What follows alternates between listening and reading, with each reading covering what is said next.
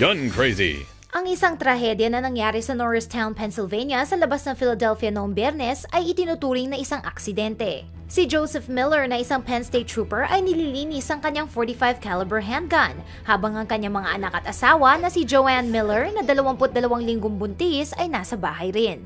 Maaring ma-discharge ng hindi sinasadya ang mga baril kapag hindi sila hinahawakan ng maayos habang nililinis ang mga ito. Isa sa pinakamadalas na mangyari sa paglilinis ng semi-automatic handguns ay ang pagiging cocked at loaded ng baril habang inaakala ng gumagamit nito na ang baril ay unloaded. Kailangan tanggalin muna ang magazine bago hilain ang slide para matanggal ang round sa chamber. Kapag nabaliktad ang order ng mga steps na ito, may maiiwan na bala sa chamber, mahihila ang hammer at ang baril ay ready to fire. Nang hindi sinasadyang ma-discharge ni Miller ang kanyang baril, natamaan ang kanyang asawa sa ulo. Hindi rin naligtas ang kanilang baby. Si Miller ay tumutulong sa investigasyon habang ang kanilang anak ay nasa pag-aalaga ng kanilang kamag-anak.